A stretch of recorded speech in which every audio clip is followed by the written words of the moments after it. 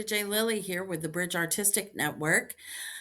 I wanted to put out a small disclaimer before we launch into today's video.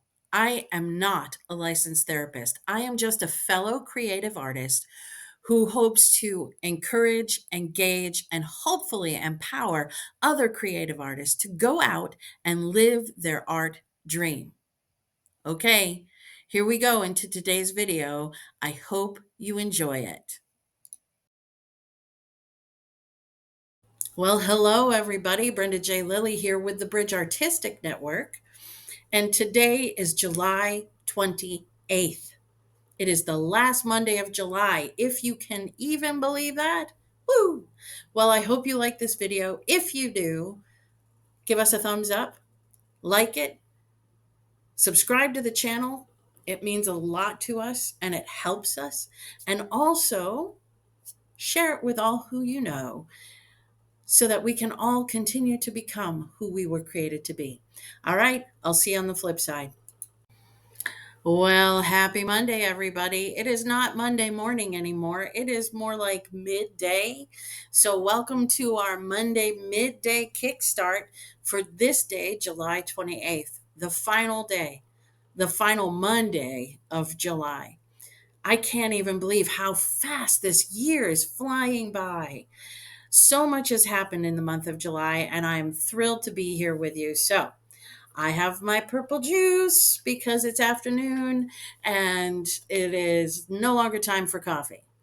I don't know that that's a truth, but let's say it is for now. I might have coffee later. I'm not really sure. But I do love me some coffee. If you know me, you know that's the truth. So, today I want to talk about three things. I was down in St. Petersburg, Florida last week. I can't even believe it's already been a week. Um, and I went to, with my cousin Karen, I went to a museum called the Imagine Museum, which if you're down in that area, go to this museum. It's mostly all glass work, and it is brilliant. All over the walls and on some pieces of art, there are quotes everywhere. And I just was sort of taken aback and flabbergasted by all of these amazing, powerful quotes that were all around. But there was this one piece of paper that we walked by, and it was called The 10 Commandments of Human Relations. And I read them and I went, yes, let's have those. Let's talk about those. So I want to talk about the first three because there are 10, I think. One, two, three. Anyway, I'll count them later. Math is hard. Um, but I'm going to talk about the first three because they sort of go with each other. So the first commandment of human relations, according to the Imagine Museum, is speak to people. Speak to people. Human relationships, step one, you got to talk to people. You can't have a relationship without actually communicating, talking to people. There's nothing as nice as a cheerful word or greeting. That's a true story. I was walking through a store the other day that shall not be named. And this woman was walking by me, and I could tell she was really harassed and just really under it. And she caught my eye, and I went, "Good morning." And she's like, "Good morning." And I was like, "Have a nice day." She said, "Thank you. You too." And I could tell she was a little bit lighter as she kept going. It was like a 25-second interaction while we were pushing our carriages sort of past each other. It wasn't a deep seated, like, relationship building moment, but it was just a moment where our hearts got to speak to one another. And I don't know that we do that enough as a society. I think we're afraid of that now. I was talking with another friend of mine, and and I she was talking about how when someone knocks on her door, it scares her. That's her first response, is fear, because she wasn't expecting them. Like if it's a sort of out of order kind of experience, right? You don't have a friend coming over that you know of, and somebody just raps on your door. And I can imagine that, right? As a single person, living alone, I don't live alone anymore, but when I did, I could understand that. I would um, oftentimes in the Netherlands, if somebody knocked, they didn't knock on my door, interestingly enough, because I had this huge picture window at my house, and they would see me working at my dining room table. And so they would knock on that window, that front window, which always freaked me out. And then I would just look and I'd go, oh, okay, just a minute. And it was always, some service or other, or even friends did that. So I got used to it. So I can understand the impulse of it being a little frightening to interact with someone unexpectedly. But at the same time, what an amazing thing.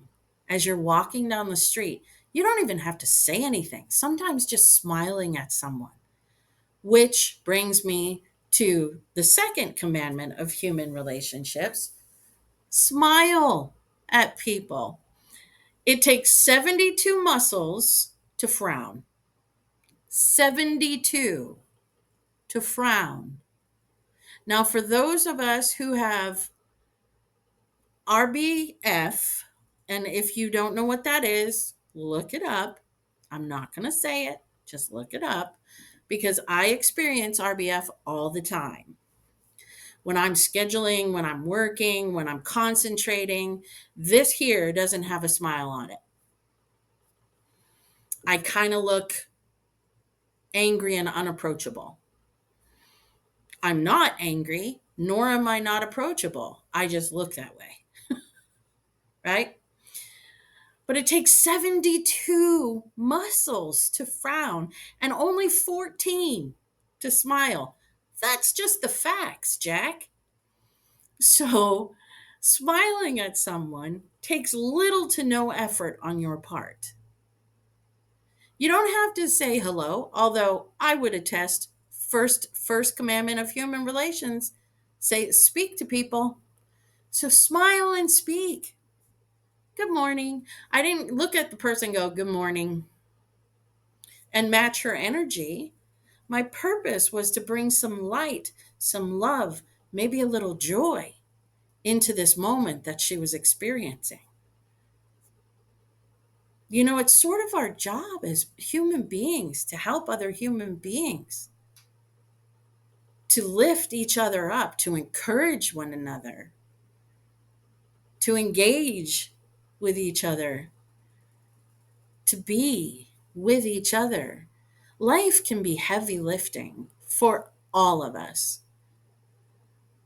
I had a card, a friend of mine sent a card, and it said,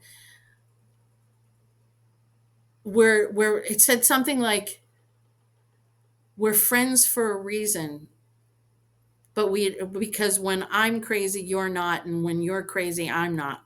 We can take care of each other, right? Something like that. It was super funny the way they wrote it. Not so funny the way I just said it, but like our crazies complement each other, right? And that's a true story. We can't all go nuts at one time. We need that encourager, that person who's going to say, "Hey, I know it's hard, but here I am." And that is done in simple, small, little interactions half of the time, to make us realize, okay, not the whole day is bad.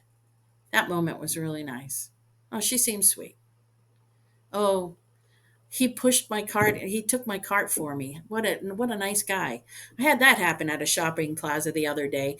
I was pushing my cart back, and someone, a gentleman who was walking down with his cart, said, "Oh, I'll take that for you." Oh, so nice, because it was hot and I was melting. And the last thing I wanted to do was walk on top of hot pavement to get the stupid carriage back to where it belongs. I was doing it, but melting the whole way. And I think he saw that and said, I can do that for you. Bless God.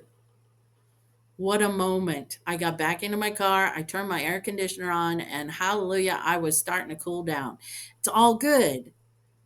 It started with just a small little interaction, a small little favor, something that didn't cost much for him. Certainly, a smile doesn't cost us anything. Neither does a quick hello or greeting or wishing of a good day. And the third, one, two, three, commandment of human relationships is call people by name. Now, this is something that I have to get better at. I'm really bad with names. I'm great with faces. Like, I will remember your face till the cows come home. I don't even know what that saying means, really. Still don't know what it means. But when those cows come home, whenever that is, I will know you. If I haven't seen you in 5 years, I will remember your face. It's just the way my brain works. But names, I have to work at. My brain does little things, does little helpful things to make those connections. And so I can hold the information. But so often somebody gives me their name and I say their name back to them. And I even do the thing of repeating it at least 3 times in the first couple of minutes that you meet someone. Nice to meet you, Carrie. Carrie, where do you come from? Oh, Carrie, it was really good to meet you today. Thank you so much for coming to my table, right? You would think that 10 minutes later, I would be able to tell whoever I'm with, oh, that's Carrie. 10 minutes later, your name is gone from my mind, and I don't even know why. I will have to look it up. And the next time I see you, I will have to say, I'm sorry, I don't remember your name. Or I remember your face and I remember everything we talked about. And that is generally helpful to people, especially when I haven't seen them for 3 years. They're kind of amazed by the fact that I can recall our whole conversation, but not their name. But calling people by their name is, as this says, is the sweetest music to anyone's ear. The sound of their name. I don't know if that's true. I know some people who hate their names, and so they have nicknames that they go by, and that's sweet to them. But I think the recognition of knowing, even just that simple thing about someone, is powerful. And so these are the first 3 things I wanted to talk about. I don't want to take too long. I don't want to ruminate over it too much. Speak to people, smile at people, use their names when you're conversing with them. I mean, don't beat them about the face and neck with their names. Hey, Carrie, how you doing, Carrie? What you up to, Carrie? I don't know why Carrie's getting all the business today, but Carrie it is.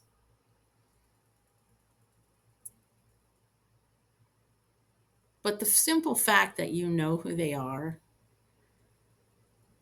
that you remember their name, that you remember a conversation you had, that you remember. These are powerful things. Smiling at someone, powerful. Greeting them, even if they're just walking by. This level of humanity is becoming a thing of the past. People walking down the street nowadays just glued to their cell phone. It got to the place where when I was walking through Amsterdam, where I would just say, look up, because people are just mindlessly walking, so glued to their phones. And they even have like earbuds in, so they can't hear you, they can't see you, because they're not paying attention to anything but their own little bubble that they've created, because they're afraid of humanity. We need to stop it. When you're in public, you need to be a part of the public. And I know for so many artists that takes energy, man. So charge your battery, charge your emotional battery before you leave the house and be ready for the public. I'm not saying that when you're on a train or a bus that you need to be talking to the person sitting next to you if you don't know them, but you certainly should smile and greet them. Or if they ask, is this seat available? You should say yes, absolutely. Why wouldn't you? That's a human thing to do, not to grunt and go,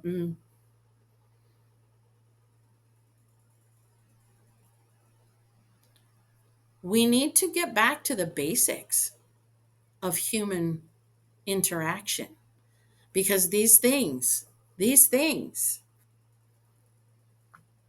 have robbed us of some of our humanness. We're not cyborgs, we're human beings, and we need to relate to one another. Maybe then some of this chaos and anger and will start to go when we realize we're starting to listen to each other, see each other, and be with each other. Something to think about. All right. More next week, which will be the what? The first week of August. Oh, my Hamel. I can't even. All right. I will see you guys next Monday, hopefully in the morning. Hopefully the day doesn't run away with itself like it did this week. But if it does, I'll try to post during Monday in any case. All right. I love you guys. Thanks for watching. Have a great week. Hey, thank you so much for watching our video. I hope you liked it. If you did, give it a thumbs up. And if you haven't subscribed to our channel yet, subscribe. What are you waiting for? All right. I hope you all have a wonderful week. Bye.